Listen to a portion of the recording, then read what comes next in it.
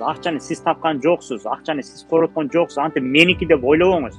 Меники деп ойлосоңуз кыйналасыз. Действительно, ал сиздики эмес деги эле. Аны Кудай берип атат. Түшүндүңүзбү? Аны каалаган үчүн берип атат. Сиз болбосоңуз да келинчегиңиз жашап кете берет. Эч проблема жок. Сиз болбосоңуз да балаңыз жашап кете берет. Анткени Кудай сөз берген. Мен пенденин рызкын мен берем дейт. Бүттү. Сиз просто себепчисиз. Келинчегиңизге берип атасыз, сизге сооп жазылып атат. Бир, карап атасыз. Экинчиси, сиз бактылуу болуп атасыз. Көп нерсе. Так эле менин акчам эмес экен десеңиз, сизге көп акча келет. Эгер мен акча таап атам, мындай кылып атам, иштеп атам, түрктөрдүн бир сөзү бар. Кенди тырнакларына казарак келдим деп коет. Такерчи монда тырнактар менен монтип ушул жаражына жеттим дейт. Ошондой кылсаңыз бүттүңүз уже болду. Сиз аябай кичинересиз. Кудай көрсөтөт да ошондой үчүн мен кандай кылып көр, мына, пожалуйста дейт.